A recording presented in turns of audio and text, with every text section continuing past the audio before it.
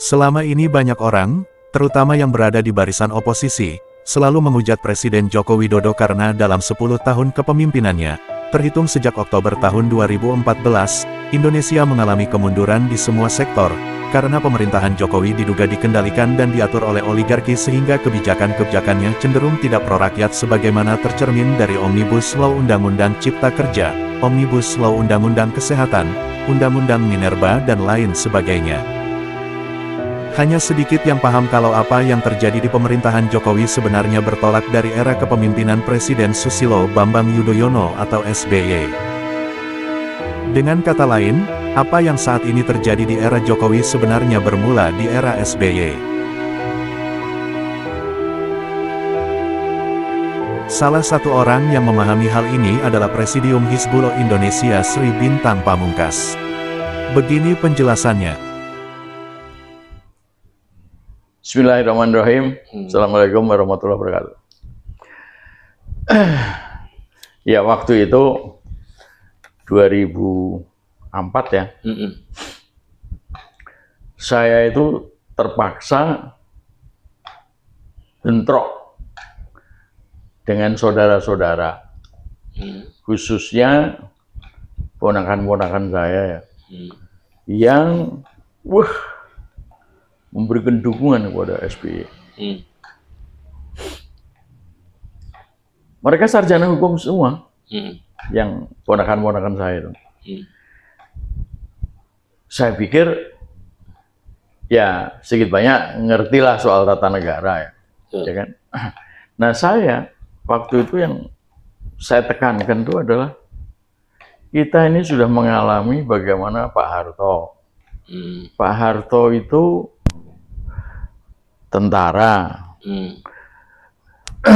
diajari perang, diajari nyerbu, combat, melawan musuh. Lalu sekarang jadi presiden.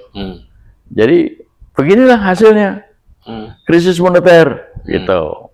Itu argumen saya kepada ponakan-ponakan saya itu. Ya, mereka melihatnya dari sudut yang lain. Termasuk ibu saya. Ibu saya itu menganggap sosok SBY itu ya gagah, ya kan, pakai topi jenderal, ada bintang-bintang, lalu ada sepatu boot, ya kan. Nah saya melihat kan dari sejarah ya, siapa SBY itu. Dan ini baru beberapa hari yang lalu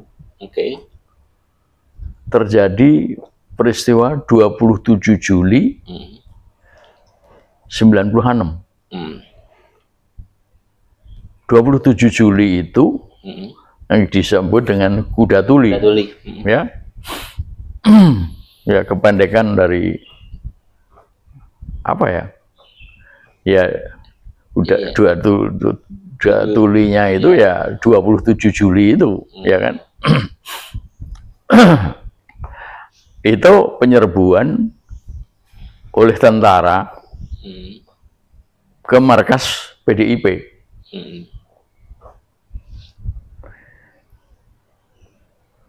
Pangdamnya waktu itu adalah Pak Yos Sudarso. Sutioso, Pak Yos, ya Pak Sutioso ya, Jenderal Sutioso.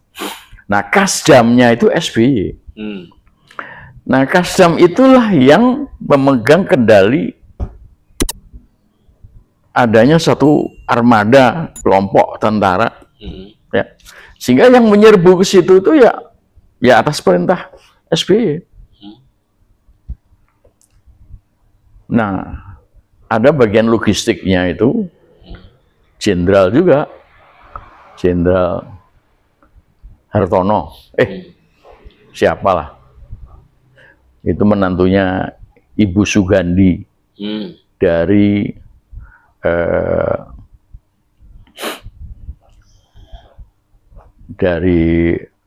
ini juga kelompok Golkar juga, MKGR ya.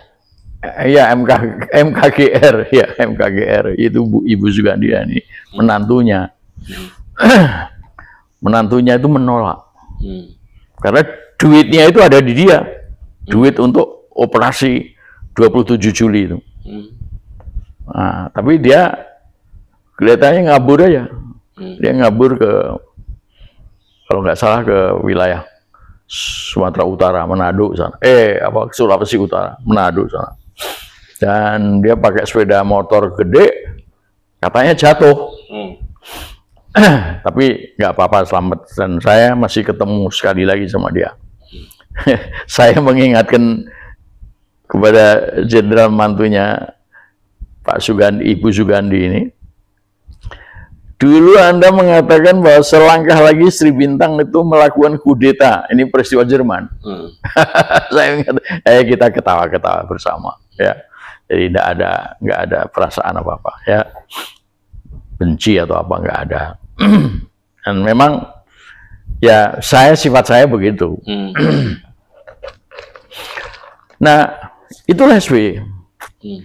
Dan Pak Harto berterima kasih dengan diserbunya markas PDI itu.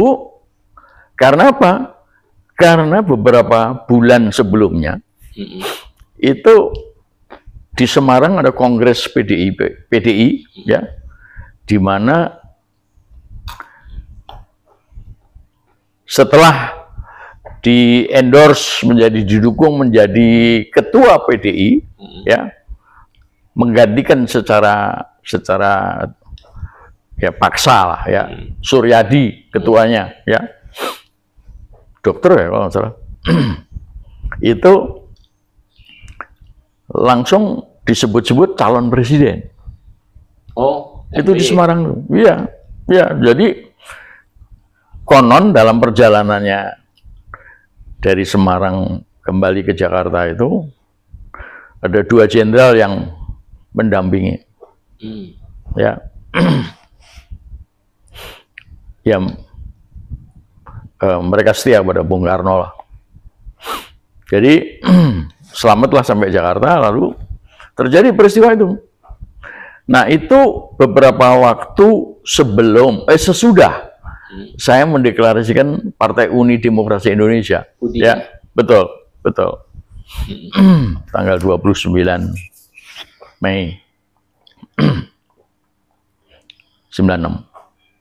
Nah, lalu Pak Harto terima kasih kepada SBY. SBY jadi Pangdam Sriwijaya. Nah, itu ada kemudian Kapolda kalau nggak salah ya, Sutarman, yang akhirnya jadi Kapolri.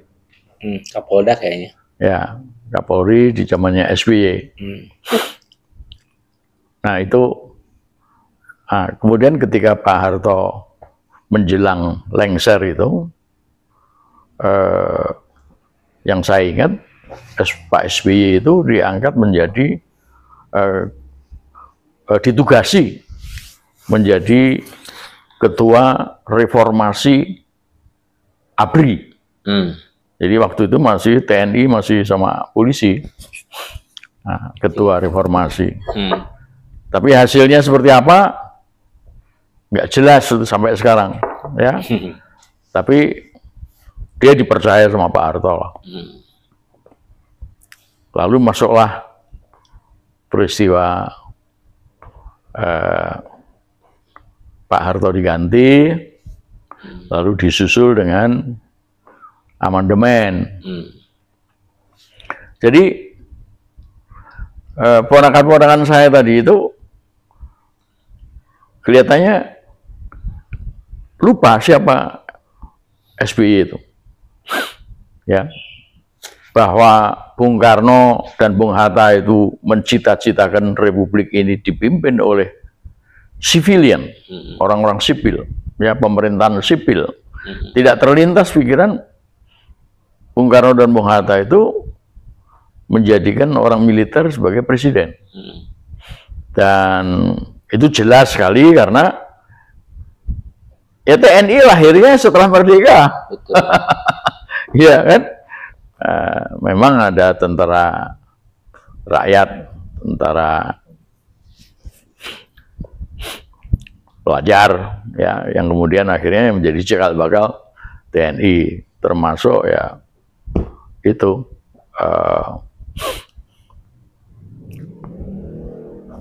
yang lahir di Jawa Timur,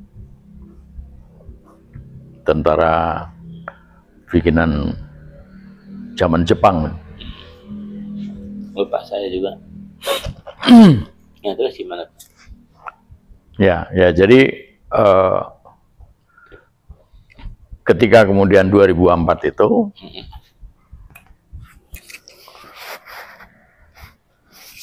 kalau saya bicara mengenai amandemen ini, anak-anak ini pasti nggak tahu. Iya ya, meskipun mereka sarjana hukum ya, nggak tahu tuh. Jadi bagi saya yang melaksanakan pertama kali melaksanakan Undang-Undang Dasar 2002 itu ya SBY itu. Iya. Dan setelah mengalahkan Megawati, ya Megawati kan 2004 itu juga pengen jadi presiden kan, ikut ya. Iya. Dia bersama siapa ya?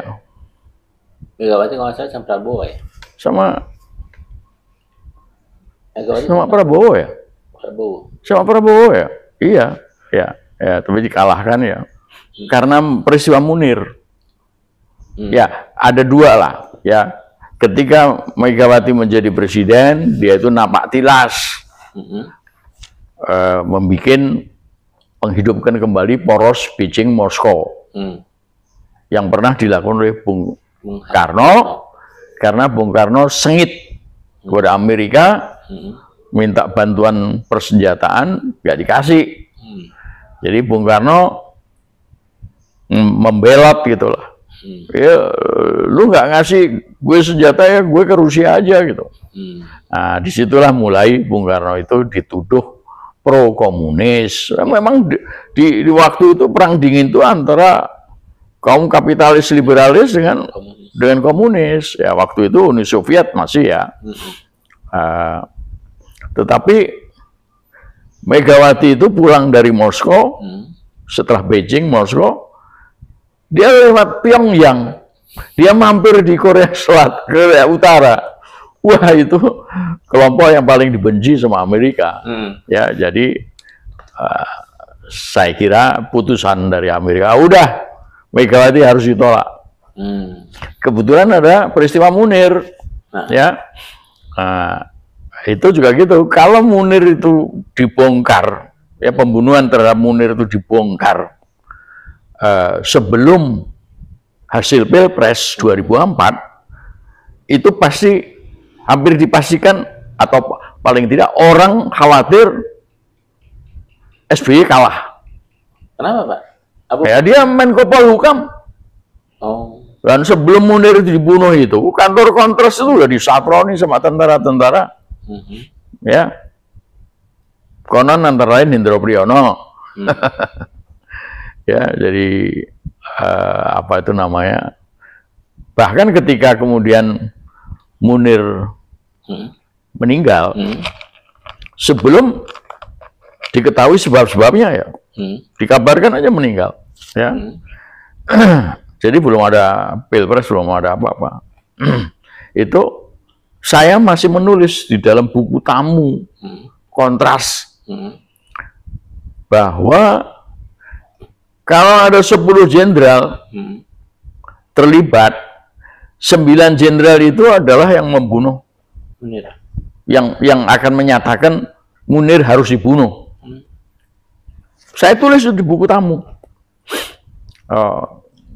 Masih di jalan apa namanya,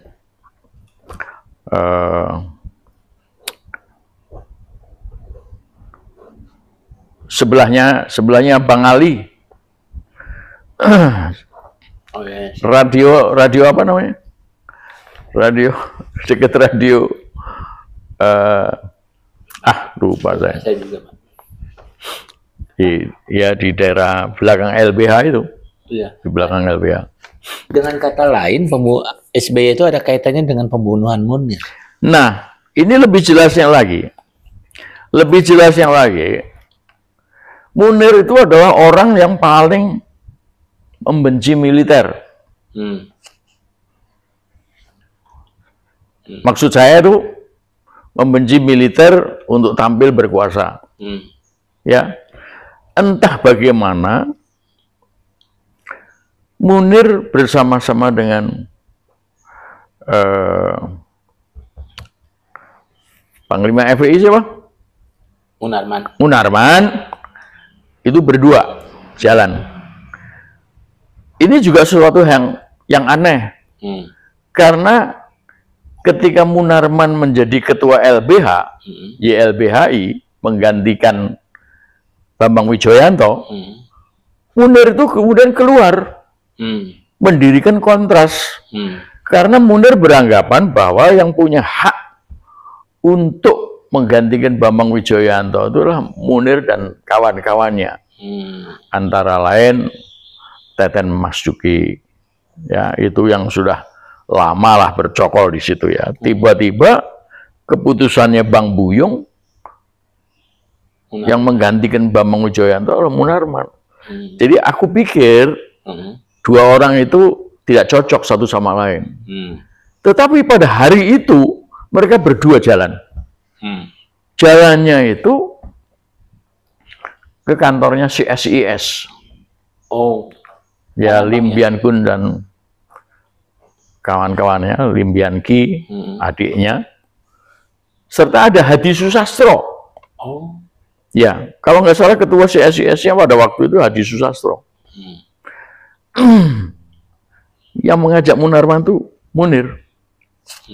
Sampai di sana, itu kantor itu penuh dengan kelompok orang.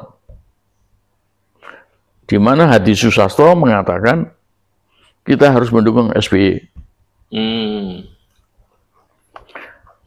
Entah bagaimana, ada yang kemudian mengenali Munir ada di situ. Terus langsung bubar, Munirnya diusir. Karena mereka tahu Munir itu anti militer. Jadi pembunuhan terhadap Munir itu salah satu sebabnya karena itu. Bukan semata-mata karena aktivitas dia sebagai aktivis HAM. Bukan Ya? Karena CSIS adalah pendukung SBY. Gitu. Iya. Dan pasti kedatangan Munir itu dilaporkan kepada SBY. Apakah kemudian atas perintah SBY, kita nggak tahu. Tetapi semua orang percaya bahwa militer terlibat. Kenapa? Karena Muhdi ya, dari BIN diinterogasi juga. Bahkan diajukan sebagai terdakwa, tapi bebas. Ya kan? Semula Hendro Priyono yang diajukan. Nah, pada waktu itu Hendro Priyono jadi ketua BIN, ya, sebelum Muhdi ya, sebelum Muhdi. Itu orang-orang LBH itu menuntut supaya Megawati membatalkan kepemimpinannya Hendro, karena kalau dia menjadi ketua BIN, maka kasus Munir akan terbengkalai. Nah, itu diajukannya ke PT UN. Saya dihubungi sama ketua LBH waktu itu untuk ikut ke PT UN. Nah, pas sidang hari itu di PT UN, intervensi datang dari Hendro Priyono. Ya, dia mengintervensi gugatan PT UN itu yang menolak Hendro. Nah, kalau nggak salah intervensinya itu diterima. Jadi Hendro bisa terus melanjutkan menjadi ketua BIN. Lalu digantikan dengan Mohdi, dan kemudian Mohdi juga ikut Diperiksa ya.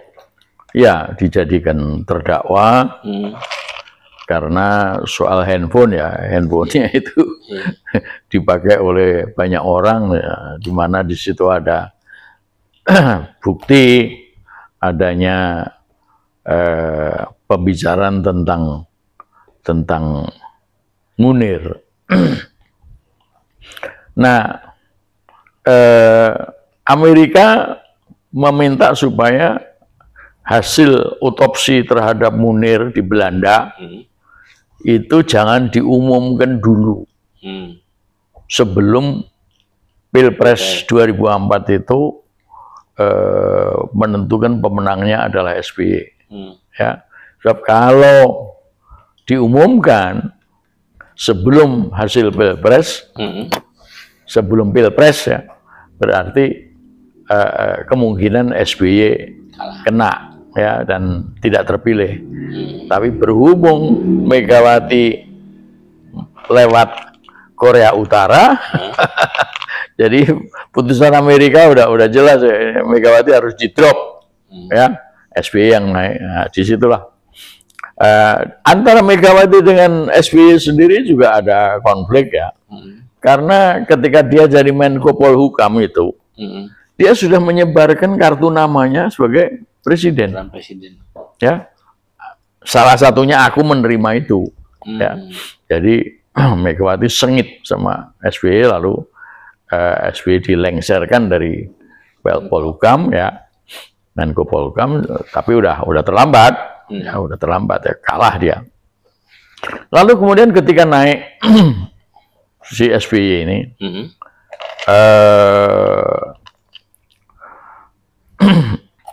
kalau saya tidak keliru, itu Syafri Samsudin jadi Menteri Pertahanan. Atau lupa saya. Saya lupa.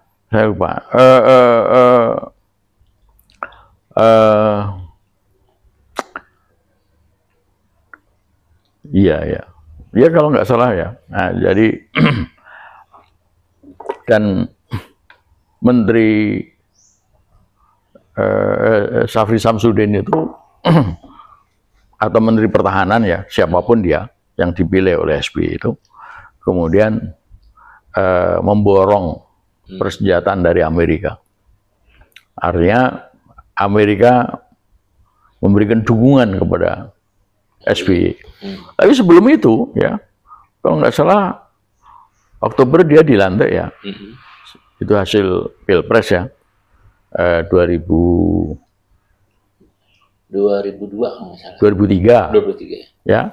Ini Agustus 2003 itu SBY itu datang ke Amerika dan bicara di depan masyarakat Indonesia, entah di kota mana ya. Bisa juga di kedutaan ya di Washington DC sana, mengatakan bahwa saya mencintai Amerika.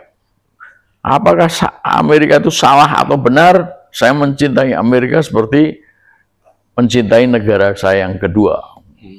Nah, ini satu ketidakpercayaan pada diri sendiri, tetapi kemudian minta tolong kepada Amerika agar dia didukung lah jadi presiden. Itu beberapa waktu yang lalu saya masih membaca pernyataan itu di Google, ya masih ada, ya. Nah itu SBY. Jadi SBY ini memang orangnya Amerika. Nah, yang terjadi di Amerika itu dia membuat romancing, ya, jatuh hati atau apalah dengan istri pelatihnya. Pelatihnya itu orang hitam, dan istrinya ini yang saya tahu, yang nyebar di media itu namanya Olga. Ya, mungkin orang Ukraina sana. Ya. Nah, ini kepergok. Lalu ditembak sama instrukturnya itu. Ditembak tapi meleset. Karena ada satu marinir dan satu Kopassus yang melindungi dia sehingga tembakannya itu meleset. Tapi itu bagi saya itu di Fort Benning di Georgia, ya, mungkin dekat Atlanta sana. Karena saya pernah di Atlanta, saya pernah sekolah di Georgia Institute of Technology di Atlanta, ya. Nah, peristiwa itu bagi Amerika, bagi CIA, itu suatu peristiwa besar, di mana ini bisa menjadi calon presiden. Sebab kalau dengan harapan bahwa akan melindungi kepentingan Amerika, kalau nggak mau melindungi kepentingan Amerika, dibongkar peristiwa itu. Ya, nah ini yang saya dengar, dan kemudian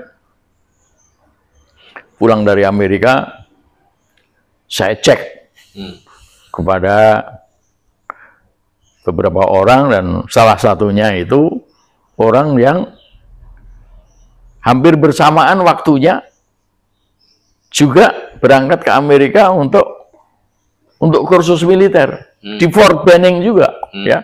Dan dia mengatakan bahwa itu betul, peristiwa itu betul terjadi. Jadi selain SBY itu mempunyai sifat-sifat yang kurang bagus, dia itu juga sudah diplot untuk menjadi presiden oleh pihak asing, ya. Nah, asing itu akan selalu begitu. Apakah Cina, apakah Amerika, apakah G7, Eropa, itu begitu. Yang bisa dikendalikan? Ya, yang bisa dikendalikan karena Indonesia itu luar biasa. Penduduknya besar, tanahnya luas, kekayaan alamnya luar biasa. Ya. Itu yang kalau di dalam ekonomi itu namanya fungsi-fungsi produksi. Iya, land, labor, and capital. Ya, land itu tanah, labor itulah tenaga kerja, capital itu ya sumber daya alam antara lain. Ya kan? Nah, itu menjadi unsur produksi yang penting. Ya, semua mahasiswa ekonomi semester pertama mendapat ilmu itu. Ya, jadi itulah yang dimiliki oleh Indonesia, luar biasa. Jadi menjadi incaran negara-negara lain seperti Amerika maupun Cina maupun Eropa. Ya. Belanda menjajah bertahun-tahun itu, ratusan tahun itu ya karena itu juga. Ya. Nah, jadi itulah SBY. Lalu SBY juga menjadikan seorang menteri. Saya kok lupa namanya. Yang mana itu? Menteri Energi, ya, Pertambangan dan Energi. Subroto. Yus Giantoro. Oh. Iya, Nama depannya siapa lupa ya. Iya. Yus Giantoro. Dia itu lulusan Boulder,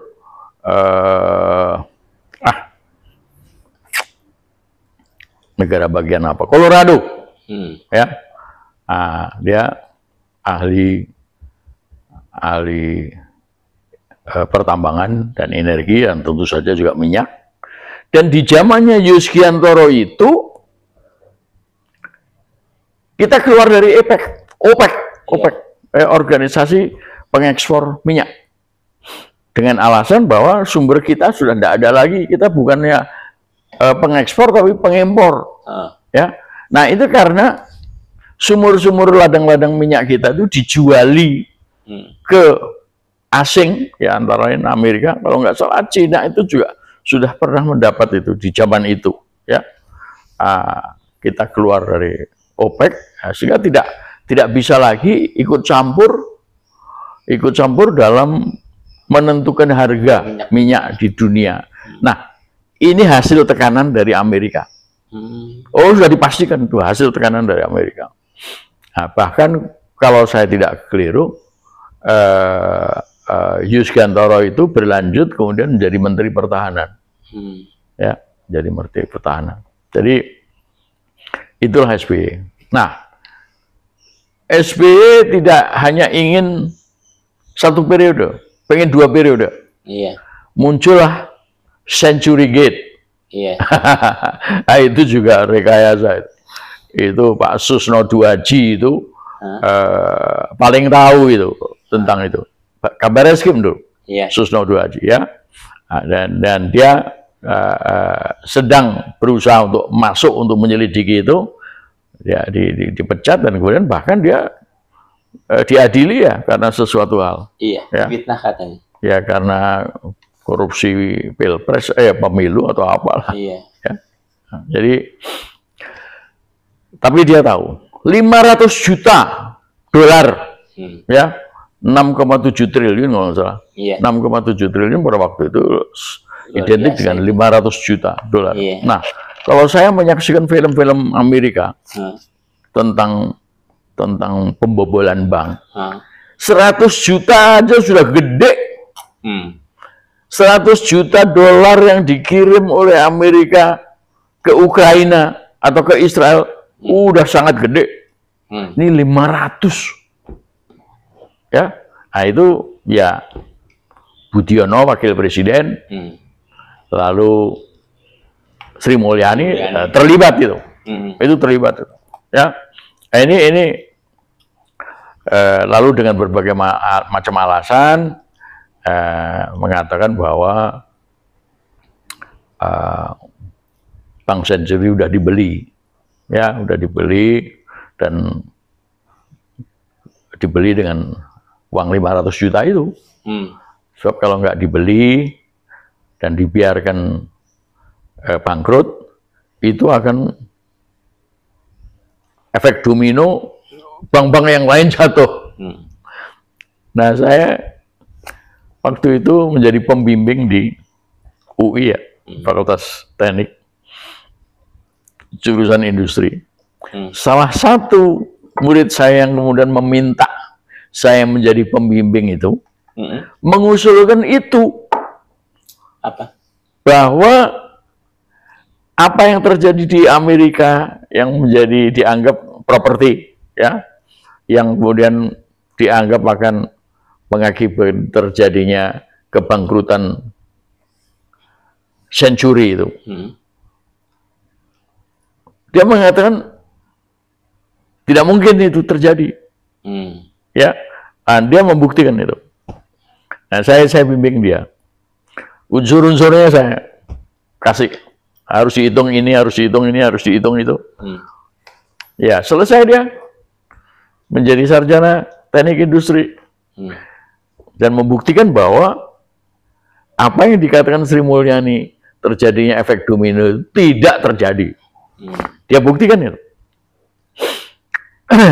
Nah, rupanya duit 500 juta itu dipakai untuk Pilpres. Ya. Pakai Pilpres. Nah, lalu berikutnya yang penting adalah bahwa munculnya, terbitnya undang-undang penanaman modal asing. Namanya PMA. Kalau saya tidak keliru nomor 25 tahun 2008. 2009. Efeknya apa, Pak? Nah, itu tentang 95 tahun HGU itu. Itu diberikan kepada asing. Yang semula hanya Jepang tahun aja, Belanda aja 75 tahun. Kalau nggak salah di Undang-Undang Agraria itu ada itu, ya. Nggak boleh itu, asing menguasai itu nggak boleh, ya. Apalagi sampai 95 tahun. Dan ternyata di dalam pasal-pasalnya itu memasukkan naga 9. Iya, jadi orang-orang Cina itu boleh, dalam negeri boleh, meskipun itu namanya PMA ya. Kan kemudian Cina itu pinter ya, dia ambil orang asing untuk kemudian menjadi partnernya gitu, sudah jadi PMA. Ya, jadi akhirnya dari undang-undang penanaman modal asingnya SBY itu, Republik ini sudah dikuasai. Ya, lebih-lebih kemudian di zamannya Jokowi, ya kan. Lalu ya, ini yang paling top dari kejahatan yang dilakukan oleh SBY dengan 2002 itu adalah dibungkamnya universitas-universitas seluruh Indonesia. Dibungkam gimana, Pak? Dibungkam itu artinya, ya pertama rektornya harus tunduk, semua dekannya juga harus tunduk, ya kan? Dari semua universitas, baik negeri maupun bukan. Lalu yang penting, mahasiswanya dilarang untuk berbicara politik. Nggak cuma mahasiswa yang dilarang berpolitik, dosen-dosennya juga dilarang berbicara politik. Oh. Dan itu sudah dimulai sejak awal 2004 katakanlah ya. Nah, kalau 2004 itu ada orang lahir ya, lalu jadi mahasiswa 20 tahun kemudian. Jadi sekarang-sekarang ini jatuhnya. Mereka itu nggak tahu apa-apa tentang gerakan pembaharuan, gerakan tentang perubahan. Bahwa yang menjatuhkan Soeharto dulu adalah mahasiswa. Bahwa yang menjatuhkan Soekarno dulu mahasiswa. Bahwa yang kemudian demonstrasi menolak ini, menolak itu, menolak harga minyak naik, menolak sembako naik, menolak terjadinya krisis moneter, itu adalah mahasiswa. Mahasiswa itu adalah agent of change, agen perubahan, orang-orang yang diberkati oleh Allah untuk melakukan perubahan. Karena apa? Karena mereka lah yang akan memimpin republik ini. Karena di kemudian hari mereka lah yang akan hidup di negeri ini. Jadi kalau ada hal-hal yang tidak benar di dalam ketatanegaraan kita, kebijakan-kebijakan dari para pemimpin kita, mereka lah yang memang wajib dan ditakdirkan untuk melakukan perubahan. Pak, jadi kalau sekarang mahasiswa nggak bergerak, kalaupun bergerak minimalis gitu ya, untuk menjatuhkan Pak Jokowi misalnya, seperti yang dituntut oleh banyak aktivis pergerakan, karena memang sudah dari zaman SBY sudah sejak zamannya SBY. Sejak zamannya SBY. SBY lah yang kemudian mengakibatkan kerusakan ini, ya, di mana mahasiswa tidak tahu apa-apa. Oh, itu ada missing link antara mahasiswa dengan para seniornya. Itu ada aturannya nggak, Pak, yang dikeluarkan SBY? Kalau berupa kepres atau pilpres, perpres ya, saya kira nggak ada ya. Nggak ada. Itu instruksi aja. Mungkin inpres juga, ya, tapi pokoknya tidak terbuka untuk umum lah. Oh, tapi kalangan kampus tahu, termasuk Bapak ya? Oh iya, ya mereka diam itu karena itu. Bukan tahu mereka. Mereka tahu, mereka mengerti, tunduk. Karena itu. Nah, tidak hanya yang saya katakan kalau terlampau ekstrim, kalau tadi dikatakan lahir ya, 2004. Yang kemudian jadi mahasiswa pada 2004 saja, mereka hanya tahu sedikit-sedikit. Iya, betul.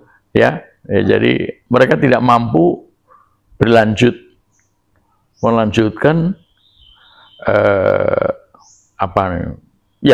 pasal 28. Ya, kemerdekaan menyampaikan berkumpul, berserikat, menyampaikan pendapat baik lisan maupun tulisan. Pak, bisa disimpulkan artinya kerusakan ini sebetulnya sudah berawal sejak zaman SBY gitu. Iya, terutama zaman SBY. Oke. Soeharto juga pernah melakukan, tapi memberikan instruksi semacam itu enggak pernah.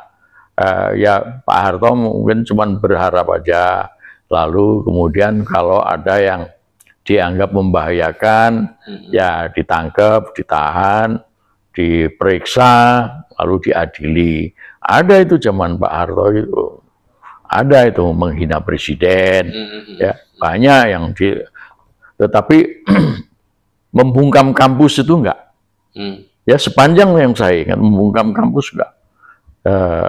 Ya buktinya saya salah satu orang kampus yang kemudian menolak Pak Harto meskipun kemudian saya diadili, ya, tetapi saya mendapat dukungan dari orang-orang kampus yang lain, ya, meskipun sebagian besar juga kemudian tidak suka dengan saya, gitu, ya, sampai sekarang. Nah, jadi apalagi Golkar pada waktu itu kan kekuatan yang luar biasa. Saya kan orang P3. Pak, waktu itu kan saya ingat pendukung Pak Jokowi itu dikit-dikit selalu nyalakan SBY, dikit-dikit nyalakan SBY, dikit-dikit nyalakan Orde Baru. Berarti memang nggak salah mereka ya? Kalau ada apa-apa dibandingkannya dengan SBY, dengan Orde Baru. Itu gitu. sudah ada sejak. Jadi dalam buku saya sebutkan ada 10 atau 11 kesalahan Pak Harto. Antara lain yang membesarkan, melahirkan Naga 9, ya, apa tuh namanya, ya, orang-orang kayak Hariman itu kan nggak diadili itu, ya, Malari itu kan nggak ada yang diadili, dihukum aja mereka, ya kan? Jadi itu sudah ada, ya, sudah ada zamannya Pak Harto, ya, ya yang kemudian krisis moneter kan juga membuktikan bahwa fundamental ekonomi kita itu keropos juga pada waktu itu, ya. Jadi memang ini berlanjut, tetapi berkembang menjadi ganas, menjadi merajalela, ya, ini. Dan puncaknya ya sekarang ini. Ibarat kanker udah mulai tumbuh dia. Oh ya, udah semua bagian tubuh udah kena. Stadium berapa itu? 50. Iya kan? Ya. Dokter udah yang merawat itu udahlah pulang aja, disuruh pulang aja, ambil pulang aja, ya. Sudah tidak bisa untuk menginap di rumah sakit juga nggak bisa apa-apa daripada keluarin biaya, ya. Udah. Jadi situasi sekarang ini memang dikopi sama Jokowi, tetapi di amplify juga, ya. Jadi amplitudonya itu menjadi tinggi, ya. Nah, ini saatnya melakukan perubahan. Pak, mau tanya gini, kan apa yang terjadi sekarang ternyata sudah dimulai dari SBY. Nah, waktu Jokowi naik, kan masih presiden SBY. Ada peran nggak SBY itu naikin buat? Oh ya, ada itu tekanan Amerika juga. Oke. Bahkan ya, ketika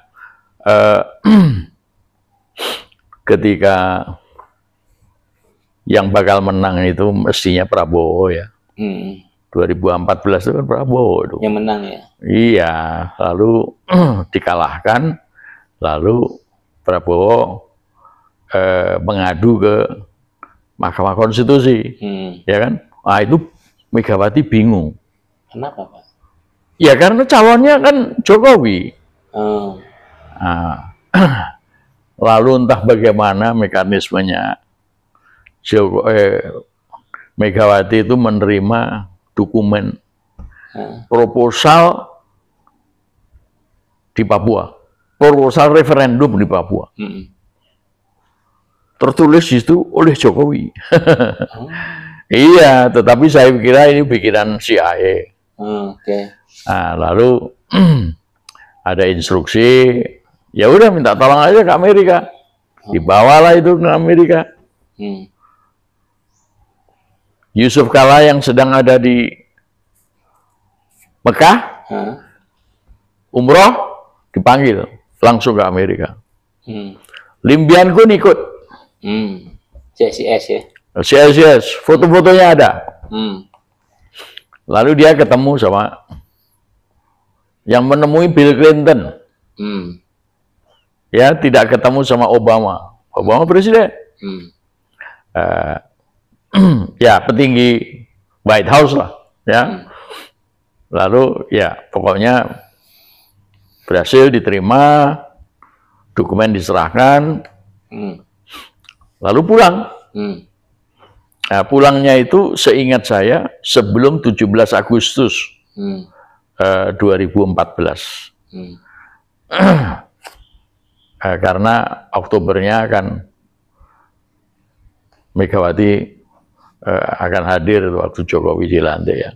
Nah, sebelum itu ada senator Amerika tua, udah meninggal sekarang, dari Republik, McCain namanya. Nah, McCain itu disuruh ke Jakarta menemui ketua MPR, entah ketua MPR ini siapa waktu itu.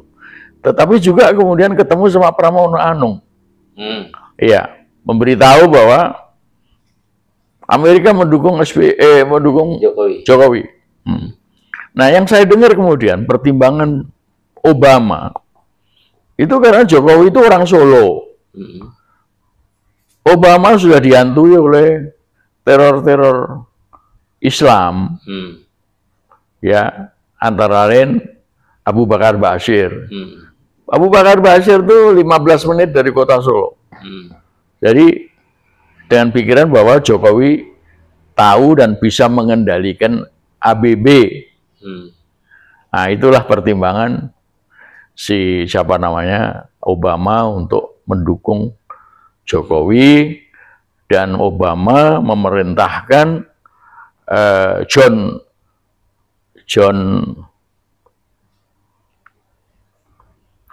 siapa Menteri Luar Negeri?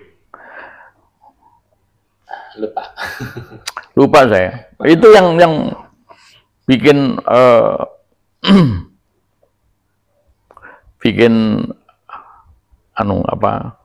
perjanjian nuklir sama Iran, ya, dan sudah disetujui, lalu ditolak sama Trump ketika Trump jadi presiden. John Kerry. Oh, John Kerry. John Kerry itu kemudian hadir waktu pelantikannya Jokowi. Nah, SBY sebelum ketika masih perkara ada di Mahkamah Konstitusi, itu memberikan data baru bahwa yang menang itu adalah Jokowi. Oh, iya. Dan karena datanya SBY itulah maka Jokowi menang. padahal sebetulnya dibalik itu angka ya. Iya, yang saya dengar begitulah. Nah, yang saya dengar yang lain adalah bahwa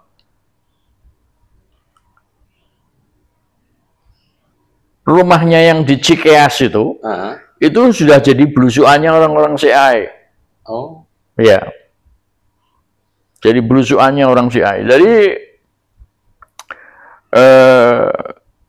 apa yang mau dilakukan oleh SBY itu semua instruksi dari Amerika, termasuk utang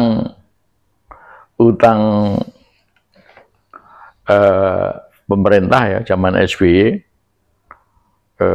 dari luar negeri ya dari World Bank ataupun dari, kalau nggak salah dari World Bank ya, itu membengkak.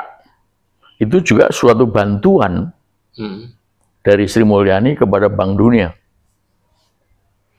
Ya kalau utang itu kan pasti kreditornya yang untung tuh, ya kan? Iya, ya, jadi komputerisasi seluruh departemen keuangan dan mungkin departemen yang lain juga gitu. Nah, itu utang besar di zamannya SBY dan Sri Mulyani itulah yang kemudian memberikan keuntungan kepada Bank Dunia. Oleh karena itulah maka ketika seakan-akan terjadi konflik antara Sri Mulyani dan SBY, Sri Mulyani dikasih tempat oleh Bank Dunia. World Bank ya. Iya, dari dikasih kursi lah. Iya. Itu. Jadi memang tidak hanya Jokowi, SBY ini juga membuat rusak Republik juga. Pak, berarti nggak salah dong kalau misalnya masyarakat juga meminta pertanggungjawaban SBY atas kondisi Oh sekarang. iya, ya. Iya. Jadi itu gunanya pemerintah sementara. Artinya hanya pemerintah sementara yang bebas dari Pilpres 24, termasuk bebas dari pengaruh Jokowi, termasuk ya harus menolak Prabowo, ya, dan orang-orang pendukung Undang-Undang 2002, ya, itu yang bisa menyelesaikan dengan baik.